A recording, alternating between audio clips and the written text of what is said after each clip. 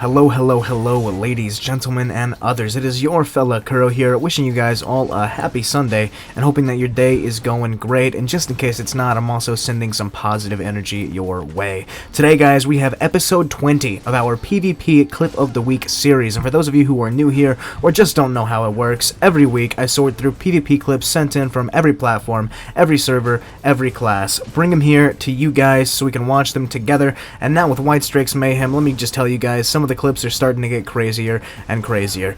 After the video, you guys also have the option of going over to the YouTube community page and voting on who you guys think should win the title of Clip of the Week this week. Last week's winner was Pelican ESO, and his clip has been playing since the video began. To see the full thing with commentary, go check out last week's episode. To ensure that you do not miss any future episodes, make sure to physically abuse that subscribe button and click the notification bell so that way you can be a part of the buzz every time a new video goes live. If you find that you really enjoy this series, there is also a playlist full of every episode from the past for your binging pleasure, if you so choose.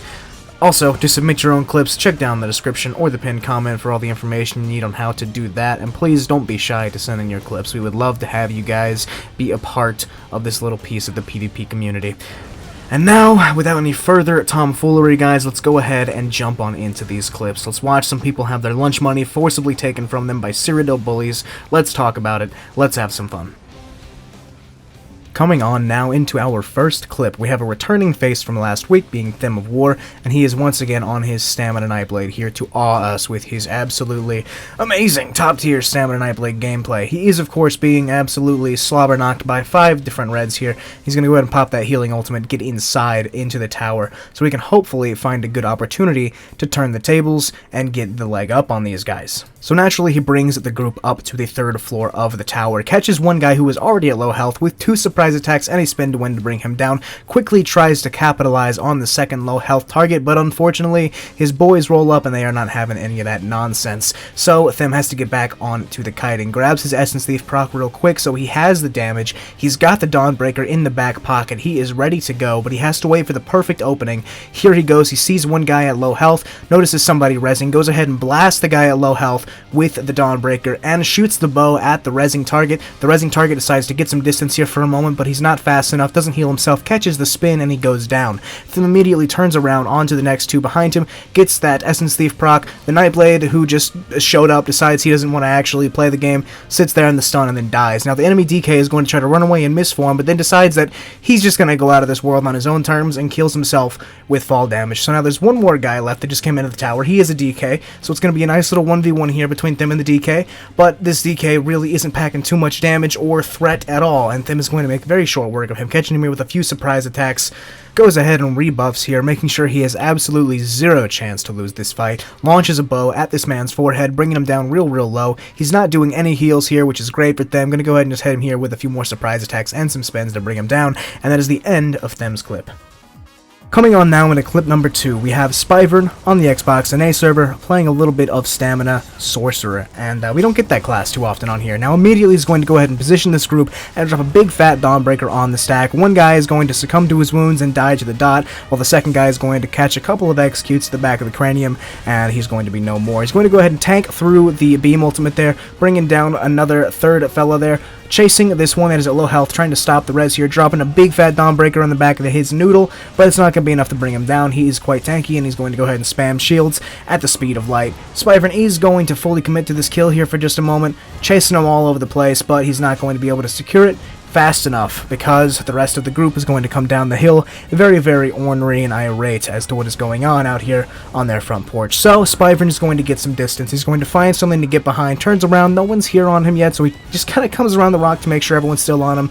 Lo and behold, yep, there they are. He's going to go ahead and get behind these trees here, ready up the combo, hit this fella here with the 1-2 kangaroo buckle my shoe, absolutely remove him from the equation. On to the next target here, sees 2 standing side by side.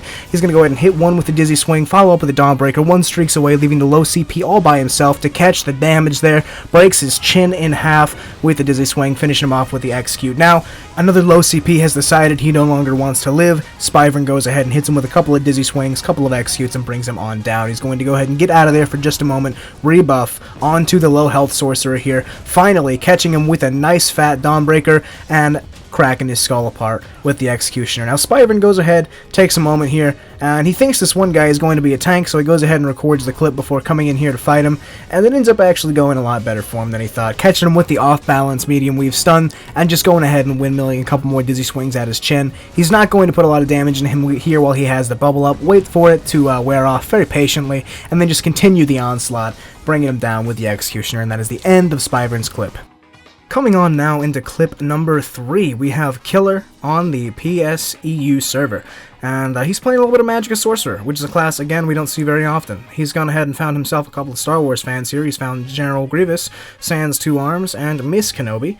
Not General Kenobi, but Miss Kenobi, and let me tell you, that's a fan fiction I would love to read. I'm sure it exists out there. Someone find one for me.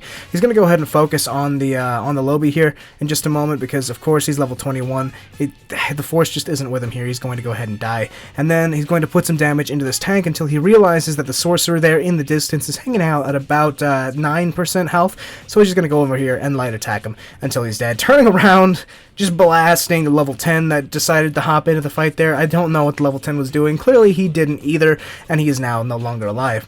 I sped this part up a little bit because it is him trying to fight this tank. The tank obviously is not going to die, and it's not a lot of fun to talk about, but after a little bit of time passes, we do get someone joining in the fray here with the Inferno Staff Ultimate, with the Dark Convergence, and that is no fun at all. He's going to go ahead and put some damage into him from range, almost one-shotting him there, bringing him very, very low, almost killing him with the streak, but he's not exactly able to target him there because he is actually managing to stay right behind him, just out of range of his poor console thumbs. It's unfortunate, but you know, console players, we accept that when we decide to play console. Goes ahead and streaks through 2 guys here, pulling one out of cloak with the streak stun. Absolutely beautiful. This one is a Nightblade, of course. It is a spinny boy. We don't like to see those. He's taking a lot of damage. He's going to go ahead and get some distance here, get the shields up, pull out the overload, absolutely blast this guy. I don't even know what class he was. It didn't even register in my brain to think about that beforehand because he died so fast that it doesn't even matter. Now at this point he's going to go ahead and get some distance, move up this hill a little bit, and try to split the group, or at least see what kind of targets he can pull first. Unfortunately for him, it seems like the tank is the only one that has the stones to engage first, and he's not going to be able to bring him down. Tries to capitalize on the squishy Nightblade here, but the squishy Nightblade does of course hide in cloak and does not die here. Now we've got the tank on top of him here, putting a lot of, I was going to say damage, but mostly just being annoying, just being a general nuisance here. He's not going to die. Obviously, he's a tank, and you know, it's what he's built for. He's built to not die. He's bringing him down real low, doing his best, but as you can see, 4 more guys coming over the hill there, absolutely ready to blast Killer's cheeks, and he has now got to get back on the defensive, getting those shields up, streaking through the group there, trying to capitalize on some damage, taking a moment here to go ahead and rebuff while he lets the curse do the work. This guy does drop down to very low health there, catching him with the execute and the streak to finish him off. Turning now to focus on the Warden from before, catching him with the streak, and a big fat frag dodge roll cancel there to catch him while he's still on his knees and bring him down. Now we do have some random guy here joining the fight just to res. That's mildly annoying, but hey, what are you gonna do? Sometimes it do indeed be like that. Now he tries to catch all of the Nightblades here with the streak. I think he gets at least 2 of them, and gets a lot of them on their knees there, gets some distance. He took a lot of damage, so he needs to be safe here for a moment, wait for his healing word to heal him back up, just keeping his shields up, keeping his buffs up, and making sure that he doesn't overextend too much. This guy is taking a knee, decides not to get back up, and he stays down just fully. He's just gone. It's over for him. Now here he's still got 2 Nightblades and the tank on top of him, so he wants to focus on the Nightblades. He does not want to hit the tank because what is the point in hitting the tank? It's not going to die. One Nightblade goes for the res, immediately backs off the second he takes any damage. Just going to go ahead and dodge roll behind some trees, get into cloak, and now Killer has taken a lot of damage once again from the Nightblades, because that is just kind of how this fight is going to go for a while, guys. They are both Nightblades that are attacking from stealth once every 10 seconds or so, 30 seconds. With their Calurians, just making sure they can do as much damage with as little threat as possible. So it's very annoying for him. And the fight is going to proceed like that for quite a while, because it's just kind of how it is. He's going to kind of play this like a whack-a-mole game, and sometimes he's not fast enough to whack the moles. So he's going to just do what he can to stay alive, wait for the perfect opportunity to blast one of these Nightblades, and it will come. He knows it will come as long as he's patient enough, but at the moment, it's not looking too great. He's very, very low on magicka. He doesn't have very much stamina either. He's taking a lot of pressure there. He's got to get some distance, pops the pot, gets the shields back up.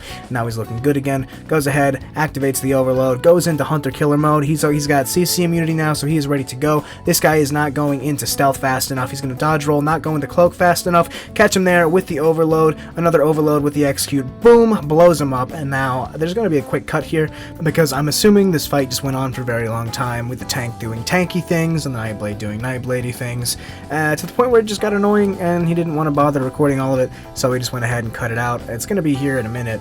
I guess we're just going to hang out for a moment and hold hands while we wait for this. The DK has run away, so now he's just going to go ahead and feed this Nightblade his own hands. Tries to catch him here with the Soul Tether. He goes ahead and streaks to break that Soul Tether dot. Nightblade's getting no healing, catches him out of stealth, blows him up with the frag, and that is the end of Killer's clip. Coming on now into clip number 4, we have twotechss on the Xbox and A, on the 2H and bow, Stamina Nightblade, no spin to win here, my friends. Now, this clip shows us what I would like to say is the importance of patience and making sure you choose your skills that you use very, very wisely, because this is some very intense lag. You can see it just by glancing at the clip very casually that he is experiencing some of the worst lag I've ever seen in my entire life, and so twotechss makes sure that even though he is not able to cast as many skills, he's going to make sure that every time he does get one to cast, it is the perfect skill for the moment. So he's going to play very slowly, very carefully, and he's going to make every GCD count. Catches this guy coming out of stealth with the surprise attack, charges the full heavy into another surprise attack, tries to chase this guy down. He is going to do a couple of dodge rolls there, but he's not going to get away from the killer's blade, and he's going to die. Goes ahead and cloaks up here, tries to catch the other Nightblade with the incap from stealth, but he does go into stealth himself, so hey, what are you going to do? He tries to engage on twotechss. twotechss just going to go ahead and shade there behind the tree, get some distance, re-engaged on his own terms. Comes around the bend here, and the guy he just brought down just got back up, tries to engage and bring him back down, but he hits the wrong target there, and he has to go ahead and pull out. Not a big deal. Like I said, patience is very important, and he is going to play very, very patiently because he knows he can kill everyone here. He just has to make sure he has the right opening to do so. Catches one guy coming out of stealth with the most disgusting one-shot I've ever seen in my entire life. The Vatishram proc, the surprise attack, everything just lines up perfectly, and he goes down. Try to engage on the rezzing target here with the incap from stealth, but he dodges it. Unfortunate timing for twotechss, great timing for that red. But he's going to try to res again. That was a mistake. twotechss going to capitalize on that, punish him with a couple of surprise attacks from stealth, bringing him on down. The enemy bomber there trying to do some damage to twotechss, but he catches a lot of damage in return and dies instantly. Another yellow or blue or whatever faction twotechss is on comes in to help. He's not going to be a very big help though. He's just going to kind of light attack from a distance, which allows twotechss to, you know, continue to take the spotlight here for the rest of this clip. Anyway, he's going to go ahead and try to bring down all these rezzing targets because they're starting to res one by one instead of all working together, which is great for twotechss because it lets him go ahead and do things like that, absolutely breaking that guy's spine with the incap, with the surprise attack, blowing him up.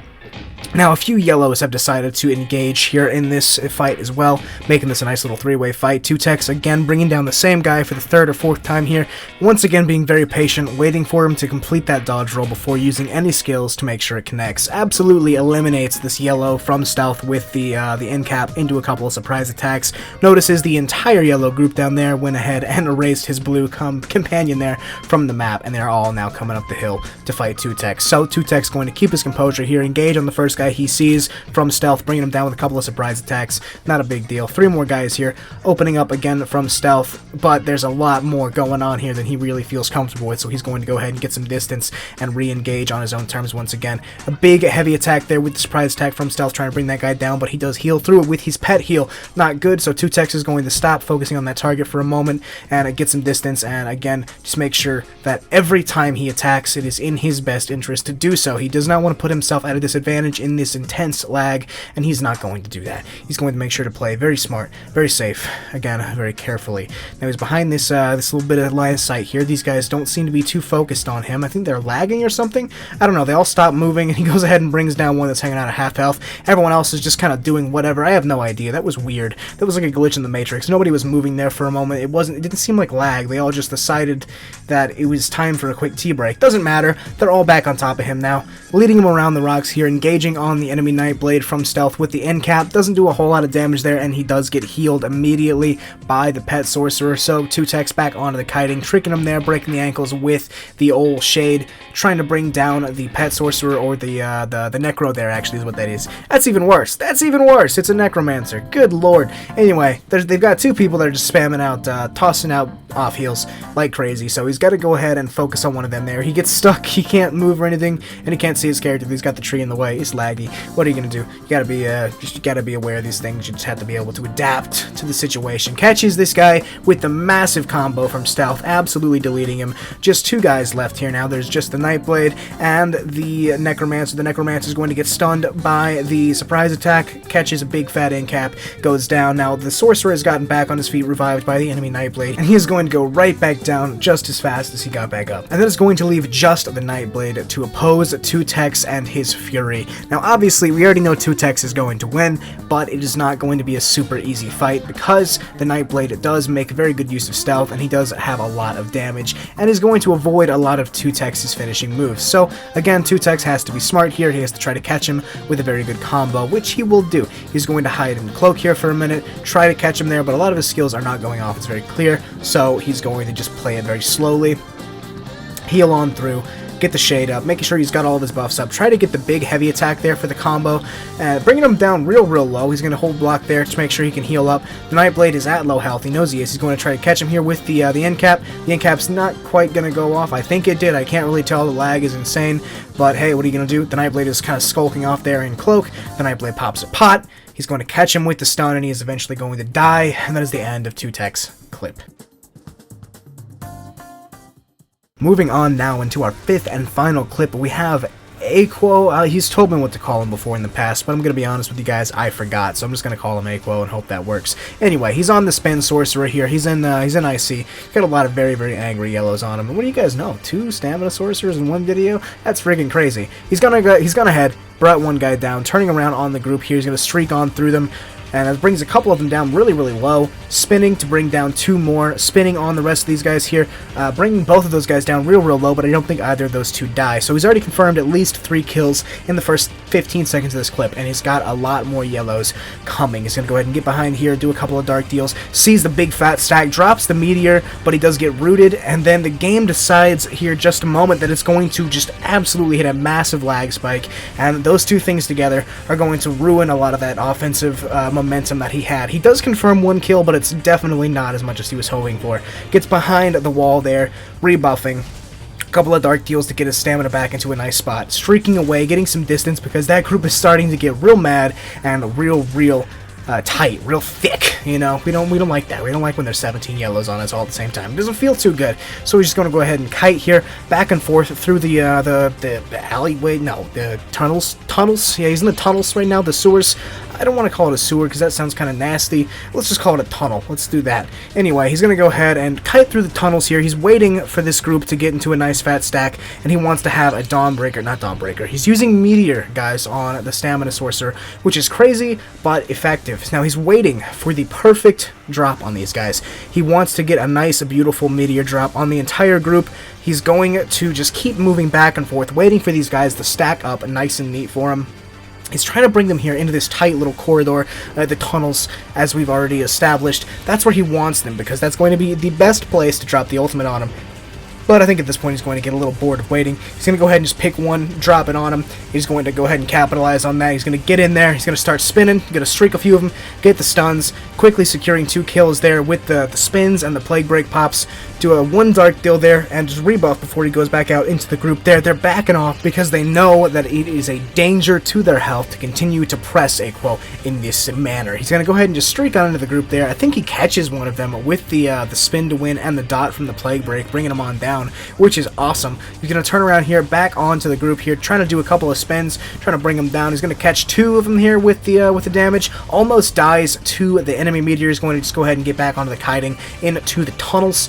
Do a couple of dark deals here. Turn around. He's got the meteor. Everyone's on that body. Drops the meteor. Absolutely glorious meteor explosion there, bringing down 1, 2, 3, 4. 5th guy. What are you gonna do? He's gonna try to run away, but he's not gonna be fast enough. Aaqoe's gonna catch him there with the stun. Turn around, start spinning on him, blow him up, and then it's the end of Aaqoe's clip. And man, that was sexy.